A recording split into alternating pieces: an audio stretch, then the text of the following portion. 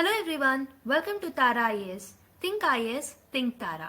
So let's start the Hindu analysis of today, that is for 30th November 2024. So this session is taken by me. So my name is Vaishnavi and welcome to the Hindu analysis session. So let's start the video. So దానికన్నా ముందు మీరు video మొత్తం చూసిన తర్వాత మీకు video కనుక నచ్చినట్టయితే don't forget to like this particular video. And కొత్తగా చూస్తున్న వాళ్ళు ఛానల్ని సబ్స్క్రైబ్ చేసుకోకపోతే వెంటనే సబ్స్క్రైబ్ చేసుకోండి, నోటిఫికేషన్ బెల్ ఐకాన్ క్లిక్ చేయండి అండ్ మీ ఫ్రెండ్స్ అండ్ ఫెలో ఆస్పిరెంట్స్ తో మన వీడియోస్ ని షేర్ చేస్తూ ఉండండి. Okay, so let's start the video without any further delay. So let us look at the first article of the day. So first article ఏంటంటే this is related to one nation one subscription. So one nation one subscription గురించి author or a writer has done a critical analysis in this particular article. So first we have to know what is this one nation one subscription all about. So basic గా మనకి different researchers ఉంటారు, అవునా? So there are lot of researchers who will do research on different activities. So ఈ research వాళ్ళు ఏదైతే conduct చేస్తారో ఈ research మీద వాళ్ళు కొన్ని పేపర్స్ ని రిలీజ్ చేస్తారు. వీటినే మనం రీసెర్చ్ పేపర్స్ ఆర్ రీసెర్చ్ కి సంబంధించిన పబ్లిషింగ్స్ అని అంటూ ఉంటాం. ఓకే, సో వీళ్ళు రిలీజ్ చేసిన ఈ రీసెర్చ్ పేపర్స్ ఏవైతే ఉంటాయో so that will be sold by a commercial publishers ఉంటారు. వాటిని పబ్లిక్ డొమైన్ లో వాటిని అమ్ముతూ ఉంటారనమాట. అలా మనకి లాట్ ఆఫ్ కమర్షియల్ పబ్లిషర్స్ ఉంటారు. సో వీళ్ళు ఏం చేస్తారు, they will sell them to the different stake holders. అంటే ఎవరెవరికి సెల్ చేస్తారు, ఎవరికి యూజ్ అవుతాయి రీసెర్చ్ పేపర్స్ అంటే స్టూడెంట్స్ కి, ఓకే? సో టీచింగ్ చేసే వాళ్ళకి, ప్రొఫెసర్స్ కి, ఇన్స్టిట్యూషన్స్ కి, యూనివర్సిటీస్ కి. సో వీళ్ళు ఏదైనా క్లాసెస్ తీసుకోవాలన్నా అవి యూజ్ అవుతాయి. లేకపోతే if they want to conduct some research also that will be useful. Okay, further research conduct చేయడానికి కూడా వాళ్ళకి యూస్ఫుల్ అవుతుంది. సో వాళ్ళకి యూస్ఫుల్ అయినప్పుడు వాళ్ళకి ఆ పేపర్స్ అనేవి అవసరం, ఆ పబ్లిషింగ్స్ అనేవి అవసరం. సో ఈ కమర్షియల్ పబ్లిషర్స్ ఎవరైతే ఉంటారో దే విల్ చార్జ్ ఫీజ్ అనమాట, సబ్స్క్రిప్షన్స్ తీసుకోవాలన్నమాట మనం వాళ్ళ దగ్గర. అలా మనకి సెంట్రలైజ్డ్ గా ఒక ప్లాట్ఫామ్ లేదు. There are different platforms who are selling this particular publishings. So ఇప్పుడు నేను ఏదైనా దాని మీద చదువుకోవాలనుకున్నాను, ఏదైనా సైన్స్ అండ్ టెక్నాలజీకి సంబంధించిన టాపిక్ మీద రీసెర్చ్ చేయాలనుకుంటున్నాను, లేకపోతే నేను చదువుకొని మీకు క్లాసెస్ తీసుకుందాం అని అనుకుంటున్నాను అనుకోండి. So what I have to do, so I have to go to different publishings that are bought by the different publishers. Okay, so ఒక్కొక్క పబ్లిషర్ ఒక్కొక్క రీసెర్చ్ పేపర్ ని అమ్ముతారు త్రూ సబ్స్క్రిప్షన్స్. సో నేను ఒక టాపిక్ మీద స్టడీ చేయాలంటే ఏదో ఒక సబ్స్క్రిప్షన్ తీసుకుంటే సరిపోదు, I have to take multiple subscriptions. ఎందుకంటే ప్రతి సబ్స్క్రిప్షన్ లో నాకు ఏదో ఒక డేటా వస్తుంది. Let me give an other example. నేను యూపీఎస్సీకి ప్రిపేర్ అవుతున్నాను. నేను యూపీఎస్సీకి ప్రిపేర్ అయ్యాను అనుకోండి. సో నాకు నచ్చే టీచర్స్ ఒక్కొక్క ఇన్స్టిట్యూట్ లో ఉన్నారు అనుకుందాం. So not only one particular institute, నాకు ఒక్కొక్క ఇన్స్టిట్యూట్ లో ఒక్కొక్క టీచర్ అనేది నచ్చుతుంది. సో ఫర్ ఎగ్జాంపుల్ వాళ్ళు మాకు మల్టిపుల్ ఆప్షన్స్ ఇవ్వలేదు. కోచింగ్ ఇన్స్టిట్యూట్స్ కొనుక్కుంటే మొత్తం హోల్ ప్లాన్ ని కొనుక్కోవాలి. సో ఇండివిజువల్ టీచర్స్ నుంచి మీరు తీసుకునే యాక్సెసిబిలిటీ నాకు ఇవ్వలేరు అనుకోండి. అప్పుడు నేను ఏం చేయాల్సి వస్తుంది, ప్రతి ఇన్స్టిట్యూట్ లో ఉన్న ఫుల్ లెంత్ కోర్సెస్ ని నేను పర్చేస్ చేసుకోవాల్సి వస్తుంది. అప్పుడు ఏమవుతుంది, నాకు ఆ కోర్సెస్ కొనడం ఎక్స్పెన్సివ్ అవుతుంది. So this will be inaccessible to me. Okay, so let me give another example also. ఇప్పుడు మీరు మూవీస్ చూస్తారు ఓటీటీ ప్లాట్ఫామ్స్ లో. సో ఇప్పుడు నెట్ఫ్లిక్స్ లో మీకు మీ ఫేవరెట్ మూవీ ఏదైనా వచ్చింది, అది చూస్తారు. నెక్స్ట్ డే ఆహాలో కానీ లేకపోతే ప్రైమ్ వీడియోస్ లో కానీ ఎక్కడైనా మిగతా వేరే ఓటీటీ ప్లాట్ఫామ్స్ లో మీకు ఫేవరెట్ మూవీ వచ్చింది అనుకుందాం. అప్పుడు మీరు ఏం చేయాలి, మీకు కావాల్సిన మూవీ ఒకరోజు నెట్ఫ్లిక్స్ లో వస్తుంది అండ్ నెక్స్ట్ మూవీ ఇంకొక దాంట్లో వస్తుంది. ఓకే, ఇంకో మూవీ ఇంకో దాంట్లో వస్తుంది. అలా మీరు మల్టిపుల్ సబ్స్క్రిప్షన్స్ తీసుకుంటే మీకు ఆ ప్లాన్స్ అన్నిటిని సబ్స్క్రైబ్ చేసుకోవడానికి మీకు చాలా ఎక్స్పెన్సివ్ గా అయిపోతుంది అనమాట ఆ particular process. So same thing is happening here. So multiple subscriptions తీసుకోవడం వల్ల రీసెర్చ్ చేయడానికి కావాల్సిన స్టూడెంట్స్, టీచర్స్ కి, ప్రొఫెసర్స్ కి, ఇన్స్టిట్యూషన్స్ కి, యూనివర్సిటీస్ కి ఇదంతా ప్లాన్స్ అనేవి చాలా కాంప్లికేటెడ్ గా, ఎక్స్పెన్సివ్ గా, ఇన్యాక్సెసిబుల్ గా మారుతున్నాయి అనమాట. సో ఇదేం చేస్తుంది, మరి ఇలా అవ్వడం వల్ల ఏం ప్రాబ్లం అరైజ్ అవుతుంది అని అంటే, సో రీసెర్చ్ ని హ్యాంపర్ చేసిన వాళ్ళం అవుతాం. సో వాళ్ళు ప్రాపర్ గా టీచింగ్ అనేది చేయలేరు. ఓకే, సో డెఫినెట్ గా రీసెర్చ్ పేపర్స్ చదివేది చాలా మంది సైంటిస్టులు కూడా చదువుతారనమాట. ఆ రీసెర్చ్ పేపర్స్ ని ఆధారంగా కొన్ని కొత్త రీసెర్చెస్ ని, కొత్త ఇన్నోవేషన్స్ ని తీసుకొస్తారు. సో ఇన్నోవేషన్ ని హ్యాంపర్ చేస్తుంది. అయితే ఇప్పుడు సెంట్రల్ గవర్నమెంట్ ఈ ప్రాబ్లం కి చెక్ పెట్టడానికి వన్ నేషన్ వన్ సబ్స్క్రిప్షన్ అనే ఒక ఐడియాతో ముందుకొచ్చింది. సో ఇక్కడ ఏం చేస్తారు అనంటే, సో ఇలా మల్టిపుల్ ప్లేసెస్ లో మీరు సబ్స్క్రైబ్ చేసుకోవడం ఆపేసి ఒక సెంట్రలైజ్డ్ ప్లాట్ఫామ్ తీసుకొచ్చి అందులోనే ఒక సబ్స్క్రిప్షన్ తీసుకుంటే మీకు మల్టిపుల్ ప్రతి ఒక్క రీసెర్చ్ పేపర్ అక్కడే ఉండేలాగా చూసుకుంటామని చెప్పేసి ఈ ప్రాబ్లం కి చెక్ పెట్టడానికి ఒక ఐడియాతో సెంట్రల్ గవర్నమెంట్ ముందుకొచ్చింది. దాన్నే మనం వన్ నేషన్ వన్ సబ్స్క్రిప్షన్ అని అంటాం. సో మరి how it will align with the education policy అని అంటే national education policy is promoting research. So research ని ప్రమోట్ చేస్తుంది కాబట్టి దాన్ని ఈజ్ చేయడానికి, దాన్ని యాక్సెసిబుల్ చేయడానికి ఈ పర్టిక్యులర్ ఐడియా అనేది వర్కౌట్ అవుతుంది. అండ్ ఆల్సో మనకి వికసిత్ భారత్ 2047. సో వికసిత్ భారత్ కావాలి అంటే ఇన్నోవేషన్ అనేది ఉండాలి. So that's why Viksit Bharat 2047 కల్లా రావాలి అన్న so this particular idea will work out అనమాట. So basically this is the reason why they have bought this idea. Okay, మరి గవర్నమెంట్ దీనికి ఎంత ఖర్చు పెడుతుంది ఒక సెంట్రలైజ్ ప్లాట్ఫామ్ తీసుకురావడానికి అంటే 6,000 కోట్లు 3 సంవత్సరాలకు గాను ఖర్చు పెడుతుంది అనమాట. ఓకే, సో దీని వల్ల బెనిఫిట్స్ ఏముంటాయి? యాక్సెసిబుల్ గా వాడుతుంది, ఇన్ఎక్స్పెన్సివ్ అవుతుంది, so everyone will get access to it, right? So మనం డీటెయిల్స్ ఆఫ్ ది టాపిక్ కూడా మళ్ళీ చూస్తాము, but I wanted to give you brief framework. So అయితే ఇది కొత్త ఐడియా అని అంటే కాదు, 2020లోనే national science and technology innovation పాలసీని తీసుకొచ్చాం. ఓకే, ఈ ఇన్నోవేషన్ పాలసీ ఏదైతే ఉంటుందో so this has suggested for this particular idea అనమాట for the first time. Okay, so దాంట్లో 5th డ్రాఫ్ట్ ఉంటుంది. ఆ డ్రాఫ్ట్ లో ఈ ఐడియాని ఆల్రెడీ ప్రపోజ్ చేయడం జరిగిందనమాట. సో ఇప్పుడు ఏంటంటే ఏదైనా స్టూడెంట్స్ కానీ ప్రొఫెసర్స్ కానీ ఎవరైనా న్యూస్ రీసెర్చ్ చేయాలి అని అంటే సో సబ్స్క్రిప్షన్ ఒకటే తీసుకున్నప్పుడు ఇన్ఎక్స్పెన్సివ్ అవుతుంది కాబట్టి it will help them. Okay, so అయితే నార్మల్ గా సో ఏవైతే లైబ్రరీస్ ఉంటాయో సో ప్రస్తుతం ఏమవుతుంది అని అంటే సో ఇన్స్టిట్యూషన్స్ లో ఉన్న లైబ్రరీస్ ఏవైతే ఉంటాయో ఈ లైబ్రరీస్ ఈ సబ్స్క్రిప్షన్స్ అన్ని తీసుకొని అక్కడ ఉన్న స్టూడెంట్స్ కి మిగతా వాళ్ళకి ఫ్రీ యాక్సెస్ అనేవి ఇస్తున్నాయి. కానీ ఇప్పుడు లైబ్రరీస్ కూడా they are facing the concerns about it. So ఎందుకంటే ఎక్కువగా ఛార్జ్ చేస్తున్నారు వీళ్ళ దగ్గర, అందుకే లైబ్రరీస్ కన్సోర్షన్ మొత్తం లైబ్రరీస్ అందరూ ఒక దగ్గరికి అయ్యి they started bargaining with this commercial publishers. So they are asking them to decrease the cost. So అందులో భాగంగానే ఈ ప్రాబ్లమ్ ని సాల్వ్ చేయడానికి ఈ ఐడియాతో సెంట్రల్ గవర్నమెంట్ ముందుకు వచ్చింది. ఓకే, సో మరి దీంట్లో కొన్ని క్రిటిసిజమ్స్ కూడా ఉన్నాయి. సో క్రిటిసిజమ్స్ ఏంటంటే అకార్డింగ్ టు దిస్ ఆర్టికల్, ఇప్పుడు మనము హిందూ పేపర్ లో చూస్తున్న ఆర్టికల్లో రైటర్ కొన్ని క్రిటిసిజమ్స్ చెప్పారనమాట. సో ఫస్ట్ క్రిటిసిజం ఏంటంటే హీఈస్ టెల్లింగ్ దాట్ ఇప్పుడు మీరు ఏదైతే రీసెర్చ్ కి అలొకేట్ చేస్తున్నారో so there are some allocations that are done in the budget. So ఒక్కొక్క సెక్టార్ కి బడ్జెట్ లో ఒక్కొక్క అలొకేషన్ చేస్తాం. So with percentage of GDP. So ఒక్కొక్క సెక్టర్ కి ఫర్ ఎగ్జాంపుల్ హెల్త్ సెక్టర్ కి కొంత పర్సెంటేజ్ బడ్జెట్ ని, ఎడ్యుకేషన్ సెక్టార్ కి కొంత పర్సెంటేజ్ బడ్జెట్ ని, ఇలా డిఫరెంట్ సెక్టర్స్ కి మనం అలొకేట్ చేస్తాం. అలా సైన్స్ అండ్ టెక్నాలజీకి ఇన్నోవేషన్ కి కేటాయించిన బడ్జెట్ ఏదైతే ఉందో ఇది చాలా తక్కువ ఉందన్నమాట. So this is very less according to writer also. Okay, writer ఏం చెప్తున్నాడు అంటే 6,000 కోట్లు మీరు ఈ పర్టికులర్ పబ్లిషర్స్ కి ఇచ్చే బదులు ఇన్నోవేషన్ కి అండ్ సైన్స్ అండ్ టెక్నాలజీలో బడ్జెట్ అలొకేషన్ చేస్తే అయిపోతుంది కదా, ఇదంతా బదులు అని చెప్పేసి రైటర్ అంటున్నారు అనమాట. He's criticising this particular idea. Okay, 6,000 కోట్లు వీళ్ళకి పెట్టాల్సిన అవసరం లేదు కదా అని అంటున్నారు. And there are various other concerns with respect to universities. Universities కి చాయిస్ అనేది ఉండదు. ఇప్పుడు ఇన్స్టిట్యూషన్స్ ఏవైతే ఉన్నాయో వాళ్ళకి చాయిస్ అనేది ఉండదు. ఎందుకనంటే ఇది సెంట్రల్ గవర్నమెంట్ తీసుకొస్తుంది. సెంట్రల్ గవర్నమెంట్ తీసుకొస్తుంది వితౌట్ ఎనీ స్టేక్ హోల్డర్స్ తో మాట్లాడకుండానే తీసుకొచ్చిన ప్రాజెక్ట్ ఇది. ఓకే, పాలసీ ఇది. సో అప్పుడు ఏమవుతుంది, యూనివర్సిటీస్ తో అండ్ డిఫరెంట్ స్టేక్ హోల్డర్స్ తో మాట్లాడకపోవడం వల్ల సెంట్రల్ గవర్నమెంట్ యొక్క ఐడియాలజీకి సంబంధించిన పేపర్స్ ని మాత్రమే ఇందులో పబ్లిష్ చేసే ఛాన్సెస్ ఉంటాయి.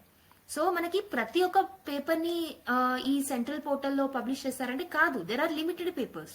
ఈ లిమిటెడ్ పేపర్స్ నుంచే యూనివర్సిటీలో ప్రొఫెసర్స్ దాన్ని చదువుకొని టీచింగ్ చేయాలంటే తప్పు. వాళ్ళకి ఆ ఫ్లెక్సిబిలిటీ ఆప్షన్ ఇవ్వలేరు ఇక్కడ. So that is one concern అని చెప్పొచ్చు. ఇంకొకటి ఏంటంటే మార్కెట్ లో ఆల్రెడీ న్యూ మోడల్ అనేది ట్రెండింగ్ లో ఉంది. న్యూ మోడల్ ఏముంది అని అంటే సో ఈ కమర్షియల్ పబ్లిషర్స్ ఎవరైతే ఉన్నారో ఈ కమర్షియల్ పబ్లిషర్స్ రీసెర్చర్స్ ఎవరైతే ఉన్నారో సో రీసెర్చర్స్ ఎవరు, so they will actually do the research and they will actually right this research papers ని రాసే వాళ్ళే రీసెర్చర్స్. సో ఒకప్పుడు ఏమయ్యేదంటే రీసెర్చర్స్ ఈ పబ్లిషింగ్ కంపెనీస్ కి ఆర్ పబ్లిషింగ్ కమర్షియల్ పబ్లిషర్స్ ఎవరైతే ఉంటారో వాళ్ళకి ఇది ఇచ్చేవాళ్ళు, వాళ్ళ రైటింగ్స్ ని వాళ్ళు ఫైండ్ అవుట్ చేసిన రీసెర్చర్స్ ని ఇచ్చేవాళ్ళు. ఇచ్చినప్పుడు ఈ కంపెనీస్ అనేవి ఆర్ఎల్స్ ఈ పబ్లిషర్స్ ఎవరైతే ఉన్నారో వాళ్ళు పబ్లిక్ డొమైన్ లో అమ్ముకునేవాళ్ళు. కానీ కొత్త మోడల్ ఏమవుతుంది అని అంటే రీసెర్చర్సే వాళ్ళ పర్టికులర్ రీసెర్చెస్ ని అమ్ముతున్నారనమాట. వాళ్ళు రిలీజ్ చేసిన రీసెర్చ్ పేపర్స్ ని వాళ్ళే అమ్ముకుంటున్నారు వీళ్ళకి. కాబట్టి వీళ్ళకి ఆల్రెడీ మనీ వచ్చేస్తుంది కాబట్టి పబ్లిక్ నుంచి తీసుకునే అమౌంట్ ని తగ్గించేశారు. సో సబ్స్క్రిప్షన్ ఫీని ఒక్కొక్కసారి మొత్తానికి ఫ్రీగా పెడుతున్నారు, ఒక్కొక్కసారి తగ్గించేస్తున్నారు పెద్ద మొత్తంలో. కాబట్టి ఆల్రెడీ న్యూ మోడల్ అనేది మార్కెట్ లో ట్రెండ్ అవుతున్నప్పుడు ఇలాంటి టైంలో గవర్నమెంట్ ఇంటర్వ్యూన్ అవ్వడం అనేది వన్ ఇస్ అనదర్ ప్రాబ్లమ్ అని చెప్పొచ్చు అనమాట. Okay, so this will lose the value of this new model also. Okay, so and also ఇది ఓన్లీ పబ్లిక్ ఫండెడ్ ఇన్స్టిట్యూషన్స్ కి మాత్రమే వర్తిస్తూ ఉంటుంది. So that is another concern that author was speaking about. Okay, writer was speaking about. So ఇప్పుడు ఒకసారి మనం ఏం చేద్దామనంటే will look into the more details of this particular topic. Okay, I have given an overview to you people, but it's time for us to look at the topic in more detail. Okay, so first of all let's see what is this one nation one subscription all about. So ఏంటంటే institutions ఏవైతే ఉంటాయో they will get access to academic journals through a single national portal. So ఈ single national portal ని ఎవరు manage చేస్తారు, ఎవరు coordinate చేస్తారంటే ఇన్ఫ్లీబెంట్ అన్నమాట. అంటే ఇన్ఫర్మేషన్ అండ్ లైబ్రరీ నెట్వర్క్ అనే యూజీసీ కింద ఒక ఇంటర్ యూనివర్సిటీ సెంటర్ ఇది. So this will manage this particular new portal. Okay, ఏదైతే సెంట్రలైజ్డ్ పోర్టల్ తీసుకొస్తున్నారో అది మేనేజ్ చేసేది ఈ పర్టికులర్ బాడీ అన్నమాట. సో దీని కింద 6,300 ఇన్స్టిట్యూషన్స్ ఏవైతే ఉంటాయో అవన్నీ బెనిఫిట్ అవుతాయి. అండ్ ఈ పర్టికులర్ పోర్టల్లో ఆల్మోస్ట్ 13,000 ఈ జర్నల్స్ అనేవి పెడతారనమాట. ఓకే, అండ్ ఆల్సో ఇవి ఓన్లీ ఇండియన్ జర్నల్సే కాదు, ఇంటర్నేషనల్ జర్నల్ పబ్లిషర్స్ కూడా దీంట్లో భాగమై ఉంటారు. ఆల్మోస్ట్ 30 మంది ఉంటారు, 30 ఇంటర్నేషనల్ జర్నల్ పబ్లిషర్స్ ఉంటారనమాట. సో ఎంతమందికి బెనిఫిట్ అవుతుంది అంటే దీనివల్ల ఈ సెంట్రల్ పోర్టల్ తీసుకురావడం వల్ల ఆల్మోస్ట్ 1.8 కోట్ల మందికి అంటే స్టూడెంట్స్ కి, ఫ్యాకల్టీకి, రీసెర్చర్స్ కి ఇది హెల్ప్ అవుతుంది ఈ సెంట్రలైజ్డ్ పోర్టల్ అనేది. కానీ కొన్ని ఇంప్లిమెంటేషన్ ఛాలెంజెస్ వచ్చే అవకాశాలు ఉంటాయి అన్నమాట. ఎందుకనంటే ప్రస్తుతం ఏమని మినిస్ట్రీ చెప్పింది అనంటే, మినిస్ట్రీ అండ్ సెంట్రల్ గవర్నమెంట్ ఏమని చెప్పింది అనంటే, సో మేము ఈ పోర్టల్ ని డెవలప్ చేసే వరకు మీ ఎగ్జిస్టింగ్ సబ్స్క్రిప్షన్ ఏవైతే ఉన్నాయో, మీరు ఆల్రెడీ సబ్స్క్రైబ్ చేసుకున్నవి ఏవైతే ఉన్నాయో వాటిని రెన్యూ చేసుకోవద్దు అని చెప్పింది అనమాట. So that is another issue. Okay,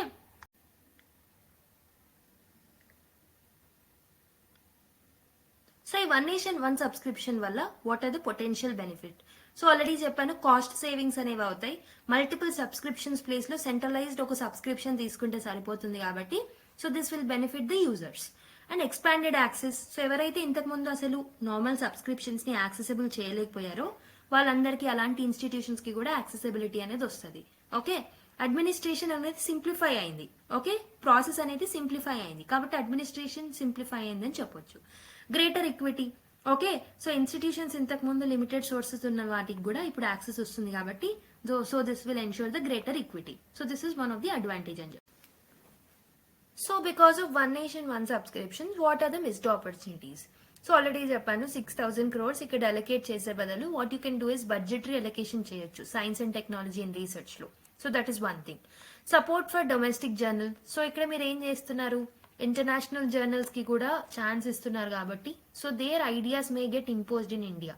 and also దాని బదులు డొమెస్టిక్ జర్నల్స్ కి సపోర్ట్ ఇస్తే బాగుంటుండే. That is one issue. Alignment with evolving trends. So evolving trends already చెప్పాను. సో ప్రస్తుతం ఉన్న ట్రెండ్ ఏంటంటే కాస్ట్ ఆఫ్ సబ్స్క్రిప్షన్స్ ని తగ్గించారు and most of the subscriptions are kept as free. ఎందుకనంటే పబ్లిషర్స్ ఎవరైతే ఉన్నారో వాళ్ళే డబ్బులు పెట్టి వాళ్ళ పబ్లిషింగ్స్ ని ఈ పబ్లిషర్స్ కి అమ్ముతున్నారు కాబట్టి సో పబ్లిక్ మీద ఆ బర్డెన్ ఇంపోజ్ చేయట్లేదు. So that is another missed opportunity. ఈ పర్టికులర్ మోడల్ ని హ్యాంపర్ చేసిన వాళ్ళు అవుతున్నారు. ఓకే, సో మరి అకాడమిక్స్ నుంచి అంటే ఇన్స్టిట్యూషన్స్ నుంచి ఎలాంటి కన్సర్న్స్ అండ్ క్రిటిసిజమ్స్ ఉన్నాయనంటే సో వాళ్ళని కన్సల్ట్ అవ్వలేదు, ల్యాక్ ఆఫ్ కన్సల్టేషన్. సో దీనివల్ల ఏమవుతుంది అని అంటే సెంట్రలైజ్డ్ డెసిషన్ మేకింగ్ అవుతుంది. So this is hampering or this is making the process totally centralised. Institution needs ఏమున్నాయనేది అడగలేరు. So this is lacking diversity. And కొన్ని anti caste, anti religion sentiments ఏవైతే ఉంటాయో బట్ అన్నిటిని ఎలిమినేట్ చేస్తారు. సో ఇవన్నిటిని eliminate చేయడం వల్ల రీసెర్చ్ అనేది ప్రాపర్ గా కండక్ట్ అవ్వదు. సో ఇన్స్టిట్యూషన్ నీడ్స్ అండ్ డైవర్సిటీని దృష్టిలో పెట్టుకుని తీసుకురాలేదు. అండ్ ట్రాన్స్పరెన్సీ ఇష్యూస్ ఉన్నాయన్నమాట. ఓకే, సో ఈ ప్రాసెస్ ఏవైతే ఉన్నాయో సో ఒకవేళ ఫ్యాకల్టీకి కొత్త జర్నల్స్ రిక్వెస్ట్, ఇప్పుడు మనకి దీంట్లో లిమిటెడ్ నెంబర్ ఆఫ్ జర్నల్స్ అనేవి ఉన్నాయి. సో ఏదైనా స్పెసిఫిక్ జర్నల్ కావాలి అని అనుకుంటే ఈ స్కీమ్ లో కవర్ కాంది, అది ఒక ప్రాబ్లం అవుతుంది. Okay, so there is a transparency issues also. And ఏ విధంగా మీరు ఎక్స్క్లూడ్ చేస్తున్నారు, ఏ విధంగా ఇంక్లూడ్ చేస్తున్నారు, ఓకే, ఏ పర్టికులర్ పబ్లిషింగ్స్ ని మీరు ఎక్స్క్లూడ్ చేస్తున్నారు, ఏ బేసిస్ మీద చేస్తున్నారు, ఏ పబ్లిషింగ్స్ ని ఇంక్లూడ్ చేస్తున్నారు, ఏ బేసిస్ మీద చేస్తున్నారు అనే ఒక ట్రాన్స్పరెంట్ మెకానిజం అనేది అబ్సెంట్ అయింది ఇందులో. Okay, that is another issue. Already చెప్పాను కదా స్టార్టింగ్ లో, I told you that there is a threat to academic freedom also. ఎందుకంటే అన్ని సెంటిమెంట్స్ ఏవైనా ఉంటే వాటన్నిటిని ఎక్స్క్లూడ్ చేస్తున్నారు అలాంటి జర్నల్స్ ని. ఓకే, అండ్ ఐడియాలజికల్ ఇంపాక్ట్ కూడా ఉంటుందన్నమాట. ఫర్ ఎగ్జాంపుల్, సెంట్రల్ గవర్నమెంట్ తీసుకొస్తుంది కాబట్టి సెంట్రల్ గవర్నమెంట్ యొక్క ఐడియాలజీస్ తో మ్యాచ్ అయిన జర్నల్స్ ని మాత్రమే ఆ పోర్టల్లో ఉంచుతారు. మిగతా జర్నల్స్ ఏవైతే ఉంటాయో వాటిని ఎలిమినేట్ చేసే ఛాన్సెస్ ఉంటాయి. Okay, so this will reduce the autonomy also. Okay, so ఇప్పుడు ఫర్ ఎగ్జాంపుల్ నాకు ఒక కొత్త జర్నల్ కావాలి. So if I need some other journal, so there will be a lack of journal available. If there is a lack of journal that is available in the portal, so that will be a reducing an autonomy అని చెప్పొచ్చు. Okay, and there are some operational gaps also. So what to do if journals essential for their teaching or research are not included in the centralized subscription? For example, ఒక teacher teach చేయాలి అన్నప్పుడు కొన్ని పబ్లిషింగ్స్ ని చదివేసి రావాలి. So అతనికి కావాల్సిన లేకపోతే ఆవిడకి కావాల్సిన సబ్స్క్రిప్షన్స్ అనేవి అక్కడ అవైలబుల్ గా లేకపోతే, so what will be the option? So operational gaps అనేవి ఉన్నాయి. Censorship and ideological influence already చెప్పాను. గవర్నమెంట్ యొక్క ఐడియాలజీ అనేది ఇంపోజ్ అయ్యే ఛాన్సెస్ ఉంటాయి. And there will be an interference. So existing mechanisms లో కూడా మనం ఇంటర్ఫియర్ అయ్యే ఛాన్సెస్ ఉన్నాయన్నమాట. ఓకే, సో ఏం చేస్తే బాగుంటుంది? So what should be the suggestions that you can give for the improvement of this particular model? So already చెప్పాను, stake holders తో ఎంగేజ్ అవ్వలేరు కాబట్టి, సో మీరు ఏవైతే జర్నల్స్ ని ఇంక్లూడ్ చేస్తున్నారో ఎక్స్క్లూడ్ చేస్తున్నారో స్టేక్ హోల్డర్స్ కి ఐడియా లేదు కాబట్టి, try to include stakeholders while taking the decision. ట్రాన్స్పరెన్సీని ఎన్ష్యూర్ చేయడానికి అగైన్ మీరు ఏది ఇంక్లూడ్ చేస్తున్నారు, ఏ బేసిస్ మీద ఎక్స్క్లూడ్ చేస్తున్నారు అనేది ట్రాన్స్పరెంట్ గా ఆ మెథడాలజీని పబ్లిక్ లో పెట్టండి. And protect academic freedom. Okay, so ideological bias ఉండకుండా ఉండడానికి సో జర్నల్ సెలెక్షన్స్ లో డైవర్స్ పర్స్పెక్టివ్స్ ని మీరు ఇంక్లూడ్ చేయండి. Okay, try to include all the perspectives rather than imposing one type of perspective on the people. Support open access. Okay, so invest in open access infrastructure to reduce long-term dependence on the international publishers. So international publishers మీద dependency అనేది తగ్గాలి అని అంటే you have to support the open access అన్నమాట. And decentralized flexibility అనేది తీసుకురావాలి. అంటే for example, so మీరు మొత్తం పోర్టల్ ని సెంట్రలైజ్ చేయకుండా, so let institutions involve in it and let them tell which type of journal should be added and which type of journal should not be added. Okay, make this particular process more flexible. ఓకేనా? So there is next article that is about digital arrest అనమాట. So digital arrest అంటే ఏంటి? So this is a new type of cyber fraud. Okay, ఇదొక కొత్త type of cyber fraud అనమాట. దీంట్లో scammers ఏం చేస్తున్నారు అని అంటే, so they are trying to scam the people by making the video calls or calls చేసి ఎవరైతే మెయిన్ గా వల్నరబుల్ సెక్షన్స్ ఉంటారో, వల్నరబుల్ పీపుల్ ఉంటారో, లైక్ ఎగ్జాంపుల్ ఎల్డర్లీ పీపుల్ కానివ్వండి, సీనియర్ సిటిజన్స్ కానివ్వండి, ఎవరికైతే అవేర్నెస్ జనరేషన్ తక్కువగా ఉందో అండ్ రీసెంట్ గా జరుగుతున్న స్కామ్స్ మీద అవగాహన లేదు అనిపించిన వాళ్ళు ఎవరైతే ఉంటారో వాళ్ళ కాంటాక్ట్స్ ని క్యాప్చర్ చేసుకొని వాళ్ళని ఈ డిజిటల్ అరెస్ట్ అనే స్కామ్ లో ట్రాప్ చేస్తున్నారు. సో వాళ్ళకి వీడియో కాల్స్ చేస్తారు. వీడియో కాల్స్ చేసి ఏం చెప్తారు అంటే, మేము లీగల్ ఎన్ఫోర్స్మెంట్ ఏజెన్సీస్ నుంచి కాల్ చేస్తున్నాము, so and so for example మేము జిఎస్టీకి సంబంధించిన అథారిటీ నుంచి కాల్ చేస్తున్నాము, మీ టాక్సెస్ కరెక్ట్ గా పే చేయట్లేదు, సో కాబట్టి మిమ్మల్ని మేము డిజిటల్ అరెస్ట్ చేస్తున్నాము, ఒకవేళ మీరు పే చేయకపోతే అరెస్ట్ అవుతారు, పే చేస్తే మాత్రం వదిలేస్తాం, సో ఇన్స్టెంట్ గా మాకు పేమెంట్ కావాలి అని చెప్పేసి వాళ్ళని భయపెట్టి ఆ అమౌంట్ ని ఎక్స్ట్రాక్ట్ చేసేస్తున్నారు అనమాట. సో ఈ పర్టికులర్ ఇన్సిడెంట్స్ ఏవైతే ఉన్నాయో చాలా జరుగుతున్నాయి ఈ మధ్య. సో ఈ ఇన్సిడెంట్స్ లో మెయిన్ గా వల్నరబుల్ పీపుల్, అవేర్నెస్ తక్కువగా ఉన్న వాళ్ళు ట్రాప్ అయిపోతున్నారు అనమాట. సో ఎప్పుడైనా గుర్తుపెట్టుకోండి, లీగల్ ఎన్ఫోర్స్మెంట్ ఏజెన్సీస్ కి ఒక మెకానిజం అనేది ఉంటది. Okay, they will legally come to you and they legal actions అనేవి లీగల్ గా ఉంటాయి అనమాట. అంటే they will come to you, physical గానే చేస్తారు ఏదైనా, డిజిటల్ గా మిమ్మల్ని ఎప్పుడు అరెస్ట్ చేయరు. సో ఈ పర్టికులర్ ఇష్యూస్ ఏవైతే ఉన్నాయో, కొత్త టైప్ ఆఫ్ స్కామ్స్ పెరగడానికి ఏం ప్రాబ్లమ్స్ ఉన్నాయి, so what are the factors that are contributing to this? Okay, main గా డిజిటల్ అరెస్ట్ స్కామ్స్ అనేవి ఎందుకు పెరుగుతున్నాయి ఇండియాలో అనంటే, first one is technological sophistication. So for example మన డీప్ ఫేక్ టెక్నాలజీ అనేది వచ్చింది రీసెంట్ గా. Okay, we have seen an number of celebrities images ని కూడా డీప్ ఫేక్ టెక్నాలజీతో మార్చేసి వాళ్ళని కూడా హెరాస్ చేస్తున్నారు, మనం చూసాం. అండ్ టెక్నాలజీ వల్ల వాయిస్ మాడ్యులేషన్ చాలా ఈజీ అయిపోయింది. సో కాబట్టి voice modulation, deep fake images use చేయడం వల్ల లీగల్ ఎన్ఫోర్స్మెంటింగ్ ఏజెన్సీస్ లాగా ఈజీగా వాళ్ళు ఇంపర్సనేట్ చేసేస్తున్నారు అనమాట. సో బిలీవ్ చేయించేస్తున్నారు పీపుల్ని. సో అలా బిలీవ్ చేపించడం వల్ల ఆ వలరబుల్ పీపుల్ కన్విన్స్ అయిపోయి they are getting trapped into this particular scams. Okay, and there are rise in the UPI payments. So instant payment systems అనేవి కూడా రైజ్ అవుతున్నాయి. సో వెంటనే సెకండ్స్ లో మనం మనీ ట్రాన్స్ఫర్ చేయొచ్చు కాబట్టి కూడా ఇలాంటి స్కామ్స్ కి ఎక్కువగా దారి అవుతుంది అనమాట. Next, awareness gaps. పీపుల్ కి అవేర్నెస్ ఎక్కువగా లేదు. అన్ఎక్స్పెక్టెడ్ గా అఫీషియల్స్ నుంచి కాల్స్ రావడం వల్ల కూడా సో పానిక్ అయిపోయి స్కామర్స్ యూజ్ చేసే ఎమోషనల్ మ్యానిపులేషన్ టెక్నిక్స్ లో కూడా పడిపోయి అలా ట్రాప్ అయిపోయి వీటికి గురవుతున్నారు అనమాట. అండ్ ఎన్ఫోర్స్మెంట్ ఏజెన్సీస్ కూడా ప్రాపర్ గా వర్క్ అవ్వట్లేదు. సైబర్ క్రైమ్ యూనిట్స్ ఏవైతే ఉన్నాయో అండ్ లా ఎన్ఫోర్స్మెంట్ ఏజెన్సీస్ ఏవైతే ఉన్నాయో సో వీళ్ళు ఈ ఫ్రాడ్స్టర్స్ ని ప్రాపర్ గా ట్రేస్ చేయలేకపోతున్నారు. అండ్ ఎందుకు? హ్యూమన్ రిసోర్స్ ప్రాపర్ గా లేదు వాళ్ళ దగ్గర, టెక్నాలజీ లేదు, ఓకే, బడ్జెటరీ అలొకేషన్స్ ప్రాపర్ గా లేవు. అండ్ ఆల్సో విక్టిమ్స్ ఎవరైతే ఉన్నారో వాళ్ళ యొక్క మనీని రికవర్ చేయడం కూడా ప్రాబ్లం అవుతుంది అనమాట. So this is another issue. Cross border operations and also ఈ ఫ్రాడ్స్టర్స్ ఎవరైతే ఉన్నారో వాళ్ళకి ఇండియా బయట ఉన్న కంట్రీస్ నుంచి సపోర్ట్ అనేది అందుతుంది. సో ఇవి ఇండియన్ జ్యూరిస్డిక్షన్ లో లేకపోవడం వల్ల కూడా so Indian law enforcement agencies proper గా వాళ్ళని ట్రాక్ చేయలేకపోతున్నాయి. So these are some of the issues అని చెప్పొచ్చు. So as per the article, what are the consequences of digital arrest scams అంటే డెఫినెట్ గా వాళ్ళ టార్గెట్ వచ్చేసి ఫినాన్షియల్ లాస్ చేయడమే వాళ్ళ టార్గెట్. అంటే ఫినాన్షియల్ గెయిన్స్ కోసమే వీటిని చేస్తూ ఉంటారు. అందుకే వల్నరబుల్ సెక్షన్స్ అండ్ విక్టిమ్స్ మీద ఎకనామిక్ లాస్ ఇంపాక్ట్ అనేది ఉంటది అనమాట. ఓకే, సో ఆల్మోస్ట్ మీరు చూసుకుంటే ఇది ఇండివిజువల్స్ కే కాదు, క్యూములేటివ్ గా దేశం ఎకానమీ మీద కూడా ఎఫెక్ట్ పడుతుంది. సో విత్ ఓవర్ 193.48 crores అనేవి లాస్ అయ్యాయి అనమాట ఇండియాలో ఇప్పటివరకు ఈ ఫ్రాడ్ వల్ల. ఓకే, అంటే there is a consequence on Indian economy as a whole as well. And distrust in the digital platforms. So digital platforms లో సైబర్ ఫ్రాడ్స్ జరుగుతున్నాయని చెప్పేసి people will lose like having a trust అనేది loose అయిపోతారు అనమాట. And psychological impact కూడా ఉంటుంది. So poor people ఎవరైతే afford చేయలేరో అలాంటి వాళ్ళ మీద ఇలాంటి ఫ్రాడ్స్ జరిగినప్పుడు లాంగ్ టర్మ్ లో ఎమోషనల్ డ్యామేజ్ కూడా ఉంటది అనమాట.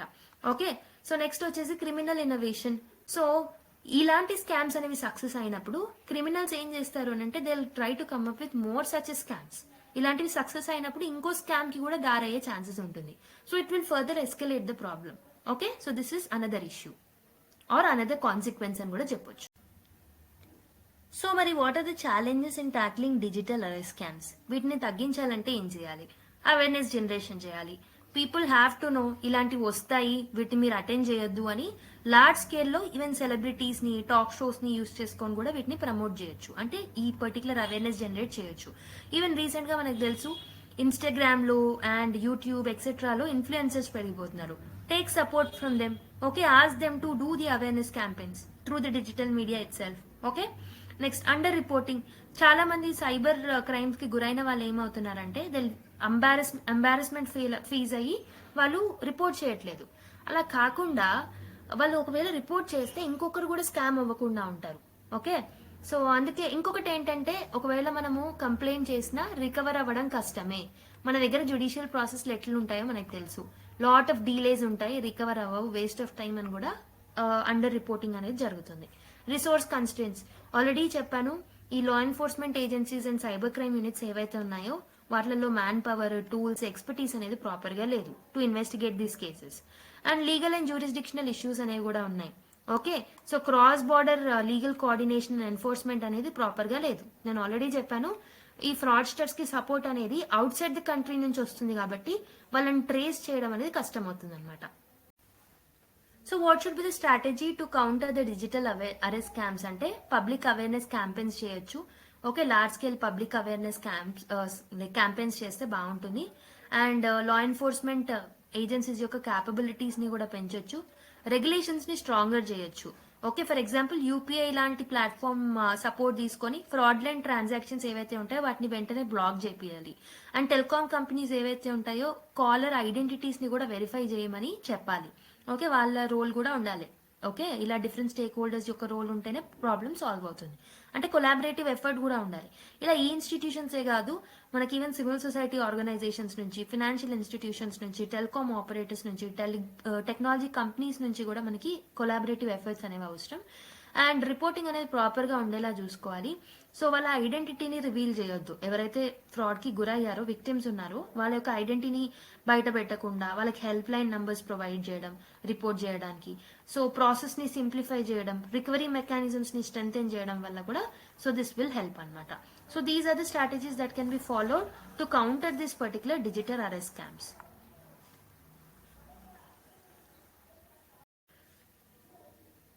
So that was about that article. So ఇంకొకటి న్యూస్లో ఉంది, నెక్స్ట్ ఆర్టికల్కి వెళ్తున్నాం. సో ఈ ఆర్టికల్ ఏంటంటే, సో ఇందులో ISRO is saying that it has given a public statement that 2 గగన్యాత్రీస్ ఎవరైతే ఉన్నారో వాళ్ళ ఇనిషియల్ ట్రైనింగ్ అయిపోయింది అని ఒక స్టేట్మెంట్ ఇవ్వడం జరిగింది అనమాట ఫ్రైడే రోజు. ఓకే, సో ఆ ఈ 2 గగన్యాత్రీస్ ఎవరో కాదు, మనకి శుభాంశు శుక్లా గారు అండ్ ప్రశాంత్ బాలకృష్ణ నాయర్ గారు. ఓకే, సో ఆ కాంటెక్ట్ లో మనం ఈ క్వశ్చన్ ని సాల్వ్ చేసుకోబోతున్నాం. So let's solve the question. So with reference to Gaganyaan mission, consider the following statements. So the objective of the mission is to demonstrate indigenous capability to undertake human space flight mission to the high Earth orbit. As part of this particular program, 2 unmanned missions and 1 manned mission are approved by the Government of India. So out of these 2 statements, ఏవేవి correct అని చెప్పేసి అడుగుతున్నారు. 1 only, 2 only, both 1 and 2, neither 1 nor 2. Try చేయండి. So I hope you people have tried it. The right answer is 2 only అనమాట. ఎందుకు అనంటే, yeah then objective is to demonstrate the indigenous capability of taking the human space flight. ఇది కరెక్టే, కానీ ఈ particular human space flight mission అనేది it is for the lower orbit, not higher orbit. అందుకే first statement తప్పు అవుతుంది. And second statement లో చెప్పినట్టు దీంట్లో 2 అన్మాన్డ్ మిషన్స్ ఉంటాయి, 1 మ్యాన్డ్ మిషన్ ఉంటుంది. Okay, 2 only is the right answer. So there is another news. Okay, so ఈ news వచ్చేసి మనకి the heading of the news is scientist industries demand passage of new seeds bill changes in the policy అని చెప్పేసి అంటున్నారు. So బేసిక్గా ఈ statement ఇవ్వడానికి reasons ఏంటో తెలియ ముందు లెట్ మీ టెల్ యూ, రీసెంట్గా 28th నవంబర్ నుంచి 13 నవంబర్ వరకు, అంటే ఈ రోజు వరకు we have something called as national seeds Congress అనేది జరుగుతుంది అనమాట. అంటే ఇది ఒక మీటింగ్, నేషనల్ సీడ్స్ కాంగ్రెస్ అనేది జరుగుతుంది. ఎక్కడ జరుగుతుంది అంటే వారణాసిలో జరుగుతుంది, ఐసార్క్ లో జరుగుతుంది. ఐసార్క్ అంటే it's nothing but international rice research institute south Asia regional centre అనమాట. ఇక్కడ మనకి కాంగ్రెస్ అనేది జరుగుతుంది. It's 3 day meeting. దీంట్లో మనకి ఏంటంటే ఆల్మోస్ట్ ఒక 700 మంది delegates, experts, policy makers, industry leaders, research scholars, farmers వీళ్ళందరూ జాయిన్ అయ్యారు ఈ మీటింగ్ కి. అయితే సో బేసిక్గా let me tell you, agriculture improve అవ్వాలి అని అంటే సీడ్స్ రోల్ అనేది చాలా ఇంపార్టెంట్. సో సీడ్స్ అనేవి క్వాలిటీ సీడ్స్ ఉండాలి. క్వాలిటీ సీడ్స్ ఉన్నప్పుడు డెఫినెట్ గా అగ్రికల్చర్ యొక్క ప్రొడక్టివిటీ అనేది పెరుగుతుంది. అగ్రికల్చర్ ప్రొడక్టివిటీ పెరిగితే ఫస్ట్ ఆఫ్ ఆల్ అగ్రికల్చర్ యొక్క కాంట్రిబ్యూషన్ టు ద జీడిపి పెరుగుతుంది, అండ్ ఫార్మర్స్ యొక్క ఇన్కమ్ పెరుగుతుంది, and also rural economy will get enhanced, right? So ఇలా డిఫరెంట్ అడ్వాంటేజెస్ ఉంటాయి. We know more than 40% of the people are involved in agriculture కాబట్టి they will definitely get benefit out of this, right? కానీ farmers ఏం concern ని చెప్తున్నారు అంటే, farmers are complaining that so there are inferior quality of seeds that are there in the Indian market. Indian market లో inferior quality seeds అనేవి ఉన్నాయి, quality తక్కువగా ఉంది, అండ్ ఆల్సో ప్రైవేట్ ప్లేయర్స్ వీటిని నమ్ముతున్నారు కాబట్టి these are not affordable. So చాలా కాస్ట్లీగా ఉంటున్నాయని చెప్పేసి కూడా ఫార్మర్స్ వాళ్ళ కన్సర్న్స్ ని ఈ పర్టికులర్ కాంగ్రెస్ లో, ఓకే, ఈ నేషనల్ సీడ్ కాంగ్రెస్ లో వాళ్ళ కన్సర్న్స్ ని రైజ్ చేయడం జరిగింది. వీళ్ళే కాదు, ఇండస్ట్రియలిస్టులు ఎవరైతే ఉన్నారో, ఎక్స్పర్ట్స్ ఉన్నారో, వాళ్ళు కూడా ఈ సీడ్ క్వాలిటీ ఏదైతే ఉంటుందో, ఈ సీడ్ క్వాలిటీ సర్టిఫికేషన్ ఏదైతే ఉంటుందో అది చాలా పూర్ గా ఉంది అని చెప్పేసి వాళ్ళ కన్సర్న్స్ కూడా రైజ్ చేయడం జరిగింది. అయితే మరి ఈ సీడ్స్ ని రెగ్యులేట్ చేయడానికి ఇండియాలో ఏమైనా ఉన్నాయనంటే, ఎస్, మనకి సీడ్స్ యాక్ట్ అనేది ఉంది. ఓకే, 1966 లో తీసుకొచ్చాం. సీడ్స్ రూల్స్ అనేవి ఉన్నాయి, 1968 లో తీసుకొచ్చాం. Okay, and also national seeds policy అనేది కూడా ఉందన్నమాట. ఇలా డిఫరెంట్ లెజిస్లేషన్స్ ఉన్నాయి. కానీ what is the problem with these legislations అంటే they are outdated legislations. So president ఉన్న ట్రెండ్స్ కి ఇవి మ్యాచ్ అవ్వట్లేదు అనమాట ఈ లెజిస్లేషన్స్. సో అందుకే ఈ పర్టికులర్ సీట్స్ కాంగ్రెస్ లో ఇండస్ట్రియలిస్టులు ఫార్మర్స్లు ఏం డిమాండ్ చేస్తున్నారు అంటే ఈ సీడ్స్ యొక్క క్వాలిటీ సర్టిఫికేషన్ ఇంప్రూవ్ చేయడానికి government has to come up with a new seeds bill అని చెప్పేసి రిక్వెస్ట్ చేస్తున్నారు. So that is was the heading of this particular article. So ఇక్కడ ఏమన్నారు, scientist industries demand passage of new seeds bill and they are requesting for the changes in the policy. So అందుకే ఈ statement ఇవ్వడం జరిగిందనమాట. And ఇంకొకటి ఏంటంటే government ఎలాంటి steps తీసుకోలేదా ఇప్పటివరకు అని అంటే, సో బేసిక్ గా 2004లోనే government has brought something called as seeds bill of 2004 అనమాట. సో కానీ అందులో రేస్ చేసిన మేజర్ కన్సర్న్ ఏంటంటే ఫార్మర్స్ ప్రొటెస్ట్ చేశారు ఈ బిల్ కి అగేన్స్ట్ గా 2004లో 2004లో. ఎందుకు ప్రొటెస్ట్ చేశారు అని అంటే, so they were saying that this particular bill was serving the private interest. So private players కి అడ్వాంటేజెస్ గా బిల్ ఉంది కాబట్టి మాకు వద్దు అని అప్పుడు ప్రొటెస్ట్లు చేశారు కాబట్టి దాన్ని తీసుకురాలేదు. కానీ ఇప్పుడు ఫార్మర్స్ ఇండస్ట్రియలిస్టులు ఎక్స్పర్ట్స్ అందరూ ఏం చెప్తున్నారంటే we need the new seed policy, మాకు ఒక గ్లోబల్ స్టాండర్డ్స్ కి మ్యాచ్ అయ్యే ఒక కొత్త సీడ్ పాలసీని తీసుకురండి. So that is the pressing need of today అని చెప్పేసి అంటున్నారు. So this is about this article. Okay, this is very small article but I hope you have understood the context of this particular article. Okay, so there is another article. So this is the last article of today. British lawmakers give initial nod to a bill allowing terminally ill to end their lives అని చెప్పేసి ఒక article రాయడం జరిగింది. So basic గా recent గా ఏమైందంటే యూకేలో లా makers ఎవరైతే ఉంటారో వాళ్ళు they voted in favour of the assisted dying అనమాట. సో అసిస్టెడ్ డయింగ్ అంటే ఏంటంటే it's a type of euthanasia practice. So అంటే ఎవరైతే పర్సన్స్ ఇల్ గా ఉంటారో, so persons who are ill or who are not having the support to like live their life, so వాళ్ళు ఏంటంటే they can give up their life అనమాట. కానీ ఇది ఒక అసిస్టెన్స్ తో జరుగుతుంది. సో ఇది సూసైడ్ కాదు, అంటే వాళ్ళ ఓన్ గా చనిపోవద్దు. సో వాళ్ళకి అసిస్టెడ్ డైయింగ్ అనేది ఉంటుందన్నమాట. అంటే అండర్ మెడికల్ ప్రొఫెషనల్స్ ఎవరైతే ఉంటారో వాళ్ళ కింద వాళ్ళకి they will be assisted to die. Okay, వాళ్ళు చనిపోవాలా లేదా అనేది వాళ్ళు డిసైడ్ చేస్తారు. సో దీనికి చాలా మంది లా మేకర్స్ యూకేలో సపోర్ట్ చేయడం జరిగిందనమాట. అండ్ ఆల్సో ఈ మూవ్ ని దృష్టిలో పెట్టుకుని క్యాంపెయిన్ గ్రూప్ డిగ్నిటీ అనే వాళ్ళు they have told that this is the historic step towards the greater choice and protection for dying people అని చెప్పేసి అన్నారనమాట. ఒక స్టేట్మెంట్ ని చెప్పడం జరిగింది. అండ్ కన్జర్వేషనిస్ట్ ఎవరైతే ఉంటారో, కన్జర్వేటివ్స్ ఎవరైతే ఉంటారో in the UK, so they were treating this particular day as a very black Friday అని చెప్పేసి ట్రీట్ చేస్తున్నారు. హవెవర్ మనకి ఈ న్యూస్ కన్నా ఎక్కువగా so we have to look at the status of euthanasia in India. ఇండియాలో యూథనేషియా స్టేటస్ ఏంటో తెలుసుకోవడం important. Let's see that now. ఈ యూథనేషియా అనే టాపిక్ ఏదైతే ఉందో ఇది మనకి 2 ఆస్పెక్ట్స్ లో యూస్ఫుల్ అవుతుంది మెయిన్స్ కి, GS2 కి అండ్ GS4 కి. GS2 లో మనకి పాలిటీ అండ్ సోషల్ జస్టిస్ లో issues relating to development, service related to health, వీటిలో మనకి ఇది కవర్ అవుతుంది. అండ్ GS4 లో ఎథిక్స్ లో, ఎథికల్ డైలమాస్ లో కవర్ అవుతుంది అనమాట. Okay, so let's see the topic. Euthanasia అంటే ఏంటో తెలియాలి ఫస్ట్.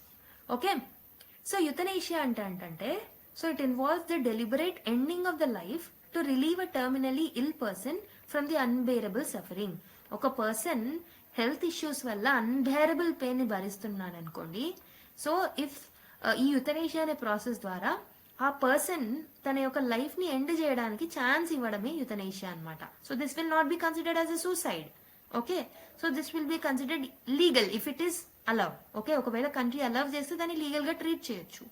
ఓకే, సో మనకి 2 టైప్స్ ఆఫ్ యూథనేషియాస్ అనేవి ఉంటాయి. ఒకటి యాక్టివ్ యూథనేషియా, ఇంకోటి ప్యాసివ్ యూథనేషియా. యాక్టివ్ యూథనేషియాలో ఏం చేస్తారు అని అంటే డైరెక్ట్ పర్సన్ కి ఒక ఇంజెక్షన్ ద్వారానో ఏదైనా పాయిజనస్ గ్యాసెస్ ద్వారానో డైరెక్ట్ గా చంపేస్తారు అది ఇచ్చేసి. పాసివ్ యూథనేషియా ఏం చేస్తారు అని అంటే సో ఫర్ ఎగ్జాంపుల్ ఒక ట్రీట్మెంట్ చేస్తే వాళ్ళు వాళ్ళ లైఫ్ స్పాన్ అనేది కొంచెం ఎక్స్టెండ్ అవ్వచ్చు. సో వాళ్ళ పెయిన్ అనేది తగ్గించలేము, బట్ అట్లీస్ట్ వాళ్ళు కొన్ని ఎక్కువ రోజులు బ్రతికేలాగా చేయొచ్చు. కానీ ఈ పాసివ్ యూథనేషియా ద్వారా ఏం చేస్తారు అని అంటే ఆ ట్రీట్మెంట్స్ ఇవ్వడం ఆపేస్తారు. ఫర్ ఎగ్జాంపుల్స్ వెంటిలేటర్ లో పెడితే బతుకుతారు అనుకోండి, వెంటిలేటర్స్ ని ఆఫ్ చేస్తారు. ఫీడింగ్ ట్యూబ్స్ ద్వారా ఫుడ్ అనేది ఇస్తే ఫీడ్ చేస్తే బ్రతుకుతారు అనుకోండి, దాన్ని కూడా ఆపేస్తారు. ఇలా ఏదైనా ఇండైరెక్ట్ మెథడ్ ద్వారా వాళ్ళ లైఫ్ స్పాన్ ని కిల్ చేస్తే దాన్ని మనం పాసివ్ యూథనేషియా అని అంటాం. సో మరి ఇండియాలో దీని స్టేటస్ ఏంటంటే యాక్టివ్ యూథనేషియాని మనం ఇండియాలో లీగల్ గా ట్రీట్ చేయట్లేదు. But legal status in India is passive euthanasia is legal. Okay, passive యూథనేషియాని సర్టన్ కేసెస్ లో మనము యాక్సెప్ట్ చేస్తున్నాం, వెరస్ యాక్టివ్ యూథనేషియాని ప్రొహిబిట్ చేస్తున్నాం. So what are the different landmark cases and legal evolution of this particular euthanasia in India అంటే, so first మనకి ఒక case ఉండేది, దాన్ని మనం అరుణ షాన్బాగ్ కేసు అంటాం. సో ఇది 2011 లో జరిగిందనమాట. సో ఫస్ట్ టైం దీంట్లో ప్యాసివ్ యూథనేషియాని సుప్రీంకోర్టు రికగ్నైజ్ చేయడం జరిగింది. Okay, that to only in the certain conditions మాత్రమే. 2018 లో సుప్రీంకోర్టు జడ్జ్మెంట్ వచ్చింది. సో దీంట్లో ఆర్టికల్ 21 లో రైట్ టు లైఫ్ ఎలా అయితే ఉంటుందో రైట్ టు డై కూడా ఉంటుంది అని సుప్రీంకోర్టు చెప్పడం జరిగింది. అంటే ప్యాసివ్ యూథనేషియాని రికగ్నైజ్ చేయడం జరిగింది అనమాట as part of right to die under article 21. Okay, so this is one of the landmark judgments. సో ఇంకొకటి ఏంటంటే సుప్రీంకోర్టు మనకి guidelines for living wills అనే ఒక గైడ్ లైన్స్ ని కూడా ఇవ్వడం జరిగింది. ఈ గైడ్ లైన్స్ ద్వారా ఏం చేయొచ్చానంటే, ఎవరైతే పర్సన్ ఫేస్ చేస్తున్నారో, who are the individuals who are facing this particular issues ఏవైతే ఉన్నాయో, హెల్త్ ఇష్యూస్, వాళ్ళకి కొన్ని గైడ్ లైన్స్ ఇచ్చారు. ఆ గైడ్ లైన్స్ ని దృష్టిలో పెట్టుకుని they can decide whether to live or to die. అంటే ఆ ఇండివిజువల్ ఒకవేళ కాన్షియస్ గా ఉంటే వాళ్ళ ఓన్ డెసిజన్స్ తీసుకోవచ్చు based on this guidelines. Okay, next living will అనే ఒక కాన్సెప్ట్ ని తీసుకొచ్చారు. So this is a directive that is given by the court. So ఎవరైతే 18 years ఆర్ అబౌవ్ ఉంటారో ఇండివిజువల్స్, వాళ్ళు ఒకవేళ ఏదైనా హెల్త్ ప్రాబ్లం వల్ల ఇష్యూస్ ని, అంటే సివియర్ ఇష్యూస్ ని ఫేస్ చేసి వాళ్ళకి చనిపోవాలనిపిస్తుందో, సో ఈ గైడ్ లైన్స్ ని దృష్టిలో పెట్టుకుని they can take the decisions. లేదు వాళ్ళు కాన్షియస్ గా లేరు, వాళ్ళ డెసిజన్ మేకింగ్ క్యాపబిలిటీ లేదు వాళ్ళకి అన్నప్పుడు 2 సర్గేట్ డెసిజన్ మేకర్స్ ఉండొచ్చు అనమాట. వీళ్ళకి గార్డియన్స్ ఎవరైతే ఉంటారో, దగ్గర గార్డియన్స్, సో వాళ్ళు they can take the decision అనమాట. వాళ్ళని మనం సరగేట్ డెసిజన్ మేకర్స్ అంటాం. అండ్ ఈ పర్టికులర్ ప్రాసెస్ ఆఫ్ ప్యాసివ్ యూథనేషియాని ఈ లివింగ్ విల్ ద్వారా 2023లో సుప్రీంకోర్టు సింప్లిఫై చేయడం జరిగింది. And courts have also provided a framework for withdrawing the life support. So hospitals ఏవైతే ఉంటాయో వాళ్ళు primary and secondary medical boards ని ఎస్టాబ్లిష్ చేయాలని సుప్రీంకోర్టు చెప్పింది. ఓకే, ఈ boards they can take the decisions weather to make that particular person die or not. Okay, so ఇక్కడ మనకి individuals response తో పాటు what is needed is, so professionals, medical professionals ఎవరైతే primary and secondary medical boards లో ఉన్నారో వాళ్ళ decision కూడా important అనమాట before taking this passive euthanasia decision. Okay, అంటే multiple stakeholders decisions matters before allowing the passive euthanasia for that particular person. Okay, so ఇక్కడ decisions అనేవి families యొక్క decisions అవసరం. అండ్ ఒకవేళ కాన్షియస్ గా లేనప్పుడు సరగేట్ డెసిజన్ మేకర్స్ యొక్క decision అవసరం. వీళ్ళందరూ డెసిజన్ ఇచ్చిన తర్వాత సో జ్యుడిషియల్ మెజిస్ట్రేట్ ఒక నోటిఫికేషన్ ఇష్యూ చేయాల్సి ఉంటుంది. ఆ నోటిఫికేషన్ ద్వారానే ప్యాసివ్ యూథనేషియాని ఒక పర్సన్ మీద లైక్ ఇంప్లిమెంట్ చేయొచ్చు అనమాట. Okay, so there is something called as palliative care. Palliative care ఏంటంటే, సో ఈ కేర్ ద్వారా ఒక పర్సన్ మీద ఉన్న హెల్త్ ఇంపాక్ట్స్ ఏవైతే ఉన్నాయో, హెల్త్ ఎఫెక్ట్స్ ఏవైతే ఉన్నాయో, మెడికల్ ట్రీట్మెంట్స్ ద్వారా వాళ్ళ పెయిన్ ని తగ్గించవచ్చు అనమాట. Okay, so this can be an alternative to euthanasia. Okay, euthanasia అనేది ఓన్లీ ఎక్స్ట్రీమ్ కేసెస్ లో, ప్యాసివ్ యూథనేషియా అయినప్పటికీ ఎక్స్ట్రీమ్ కేసెస్ లో మాత్రమే దీన్ని వాడాలి. First thing that should be brought is palliative care. Okay, so you have to also know about the ethical debates which are surrounding on this issue. Okay, so first ethical debate is right to die versus right to die with dignity versus sanctity of life. అయితే కొంతమంది proponents ఏమో దీన్ని support చేస్తున్నారు. So the proponents of euthanasia are supporting the right to die with dignity. ఇంకొంతమంది ఏమో they are opposing euthanasia by saying that so life అనేది sanctity of life అనేది disturb అవుతుంది if euthanasia is allowed అని. So proponents of euthanasia ఏమని చెప్తున్నారు, how they are substantiating their points అంటే, they are saying that right to die with the dignity అనేది important ప్రతి person కి. So this is part of article 21. Right to life ఉన్నప్పుడు right to die with dignity కూడా ఉండాలి. Unbearable suffering are terminal illness ని భరించే బదులు వాళ్ళు చావడమే బెటర్ కదా, వాళ్ళకి పెయిన్ తగ్గించిన వాళ్ళం అవుతాం. So they are suffering with unnecessary pain and emotional distress కి గురవుతున్నారు. పేషెంటే కాదు వాళ్ళ ఫ్యామిలీ కూడా గురవుతున్నారని చెప్పేసి వీళ్ళు సపోర్ట్ చేస్తున్నారు. On the other hand opponents ఏమంటున్నారు అంటే, లైఫ్ అనేది చాలా వాల్యుబుల్. ఓకే, సో దీన్ని యాక్టివ్ గా కానీ ప్యాసివ్ గా కానీ ఎండ్ చేసే క్యాపబిలిటీ మన దగ్గర లేదు, మనం చేయకూడదు అలా, ఎందుకంటే లైఫ్ అనేది valuable. So there is a sanctity of life అని చెప్పేసి వీళ్ళు అంటున్నారు. Okay, so this is the ethical dilemma between right to die with dignity versus sanctity of life. So another ethical dilemma is autonomy versus societal influence. So patient కి autonomy ఉంటుంది and on the other hand societal influence కూడా ఉంటుంది patient కి కానీ decision makers కి కానీ. So patients autonomy ఏంటంటే the right to make end of life decision reflects individual Liberty and personal choice. Okay, వాళ్ళ పర్సనల్ చాయిస్ కి వాల్యూ ఇచ్చిన వాళ్ళం అవుతాం, ఇండివిజువల్స్ కి లిబర్టీ ఇచ్చిన వాళ్ళం అవుతాం అనమాట. Okay, whereas societal framework ఏదైతే సొసైటల్ కన్సర్న్ ఏముంటుంది అని అంటే ఫ్యామిలీస్ ఏవైతే ఉంటాయో they will face that emotional and other societal pressures. So మీ దగ్గర డబ్బు ఉన్నా మీరు ఎందుకు వాళ్ళని అలౌ చేశారు యుతనేషియాకి? సో ఇలాంటి సొసైటల్ ప్రెషర్స్ అనేవి వాళ్ళు ఫేస్ చేయాల్సి వస్తుంది after the conduction of the passive euthanasia. So there is always an ethical dilemma between patients autonomy and societal concerns in euthanasia. Next ethical dilemma is about palliative care versus euthanasia. So proponents ఏమంటున్నారు? The proponents of euthanasia is saying that మీరు palliative care ఇచ్చినప్పటికీ conditions అనేవి like suffering అనేది వచ్చినప్పుడు definite గా euthanasia can be a solution for this. Okay, opponents ఏమంటున్నారు అంటే యుతనేషియాకి ఆల్టర్నేటివ్స్ ఉంటాయి కదా, so why can't we decrease the pain of the person instead of making him die, palliative care మనం ఇవ్వచ్చు కదా అని వాళ్ళు అంటున్నారు. Again, this is another ethical dilemma. So if you look at the active versus passive euthanasia, so the ethical distinction between allowing to die and causing death is often debated. So passive versus active euthanasia కి మధ్యలో కూడా debates అనేవి ఉన్నాయన్నమాట. So మనకు తెలుసు passive యూథనేషియా అనేది ఇండియాలో లీగలే, కానీ కొంతమంది ప్రొపోనెంట్స్ ఎవరైతే ఉన్నారో so they are asking for making normal euthanasia, that is active euthanasia also legal in India. Okay, so మరి డాక్టర్స్ కూడా కొన్ని ఎథికల్ డైలమాస్ ఫేస్ చేస్తారు. ఏంటంటే ఫస్ట్ థింగ్, డాక్టర్స్ కి కూడా they will have their code of ethics, వాళ్ళకు కూడా code of ethics ఉంటాయి. So their main objective is to make people survive, patients ని కాపాడడం వాళ్ళ primary responsibility. On the other hand patients యొక్క డెసిషన్ మేకింగ్, పేషెంట్ యొక్క సఫరింగ్స్ ని alleviate చేయడం, వాళ్ళ యొక్క డెసిషన్ మేకింగ్ కి వాల్యూ ఇవ్వడం కూడా important. So there is an ethical dilemma between so the code of ethics or the objective of making them survive versus decision making. Okay, respecting the decision making. So ఈ ethical dilemma అనేది doctors face చేస్తారు. కానీ ఈ particular ethical డైలమాని మనము ఎలా solve చేస్తున్నాము అని అంటే ఇండియాలో సో షేర్డ్ డెసిషన్ మేకింగ్ కి వాల్యూ ఇస్తున్నాం. ఒకవైపు మెడికల్ బోర్డ్స్ యొక్క డెసిజన్ ఇంపార్టెంటే, ఇంకోవైపు family or the surrogate decision makers or the individual యొక్క డెసిజన్స్ కూడా ఇంపార్టెంట్ అనమాట. అంటే మల్టిపుల్ లెవెల్స్ లో మనం డెసిజన్ మేకింగ్ చేస్తున్నాం కాబట్టి ఈ డైలమాని సాల్వ్ చేస్తున్నాం.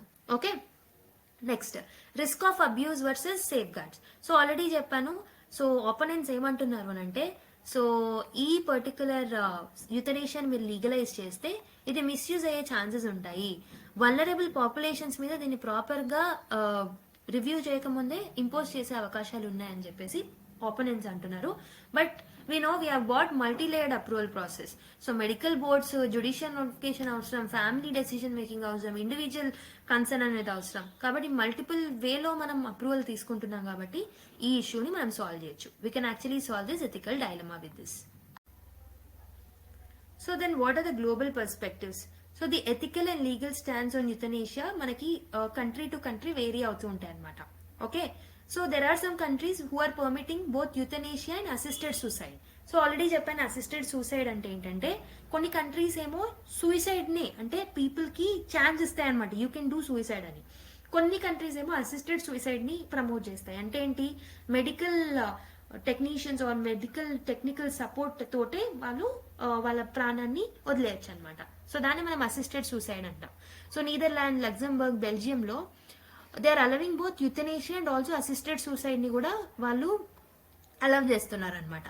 So on the other hand there are some countries who are permitting assisted suicide but not euthanasia. Okay, so for example Switzerland లో వాళ్ళు ఓన్లీ మెడికల్ సూపర్విజన్ లోనే చనిపోయే ఛాన్సెస్ ఇస్తారు. Okay, they are only permitting the assisted suicide.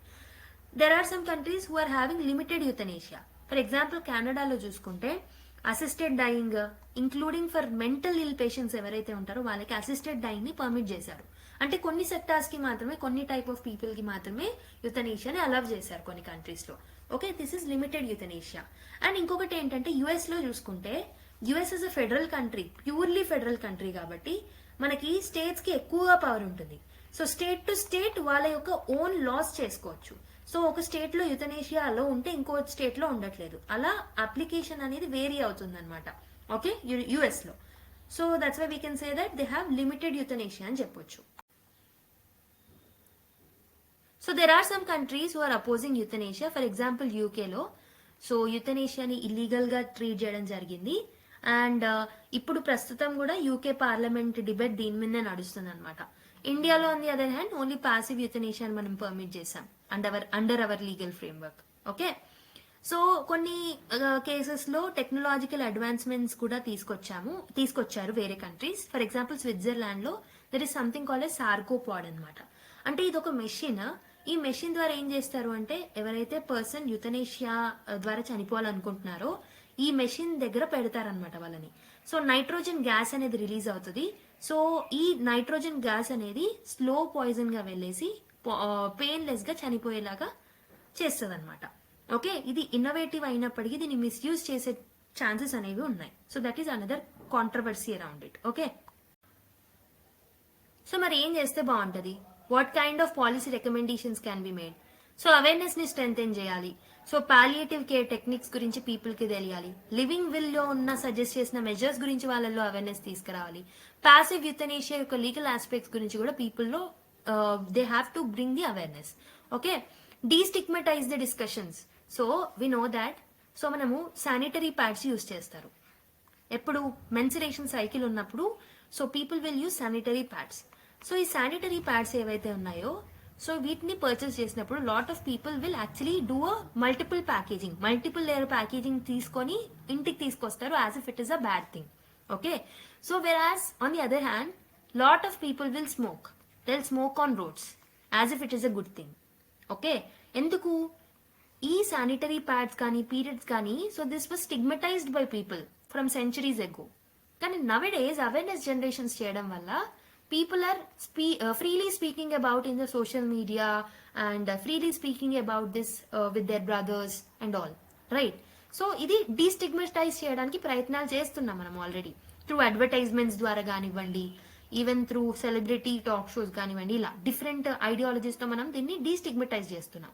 Similar thing can be brought here. యుతనేషియాని destigmatize చేయాలి. So discussions లోకి తీసుకురావాలి, celebrities ని హెల్ప్ తీసుకోవాలి.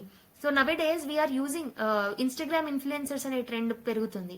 వాళ్ళతోని కూడా మీరు అవేర్నెస్ జనరేషన్ క్యాంపెయిన్స్ తీసుకురావచ్చు about this యుతనేషియా.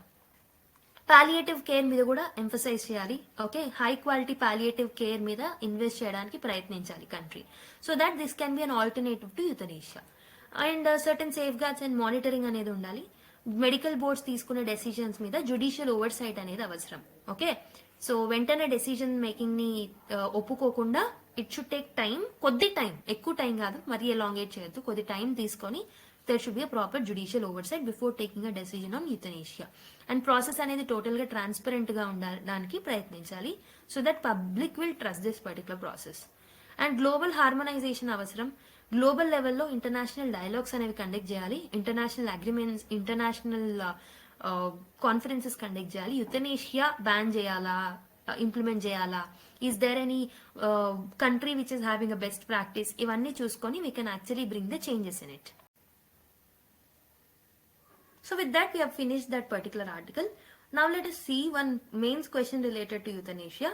So ikkada em ichchamu anante, so the Supreme Court of India has recognized right to die edaithe untundo with dignity as a fundamental right under Article 21 of the Constitution, allowing for the withdrawal of life-suffering treatment under a defined legal framework. So idantha enti, this is a statement that is given. So then what is the question?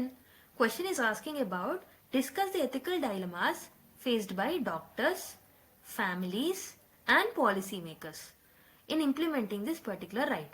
ఈ right to die ఏదైతే ఉంటుందో దీన్ని implement చేయడంలో what are the ethical dilemmas that are faced by? First thing is doctors ఏం ethical dilemmas face చేస్తున్నారు. So there is an ethical dilemma between వాళ్ళ యొక్క ethics ని ఫాలో అవ్వాలి, డాక్టర్ ఎథిక్స్ ఏవైతే ఉంటాయో వాటిని ఫాలో అవ్వాలి. On the other hand there is a problem of individual లిబర్టీకి ఛాన్స్ ఇవ్వట్లేదు. సో ఈ ఎథికల్ డైలమాని సాల్వ్ చేయడానికి multiple stakeholder decision making process ని తీసుకొచ్చాము, అది రాయొచ్చు. నెక్స్ట్ ఫ్యామిలీస్ ఏం ఫేస్ చేస్తున్నాయని చెప్పాను. Families societal pressure on one hand, financial pressures on other hand. వీటిని సాల్వ్ చేయడానికి వీళ్ళ డెసిషన్సే కాకుండా మెడికల్ బోర్డ్ హెల్ప్ కూడా మనం తీసుకుంటున్నాం డెసిజన్ మేకింగ్ లో.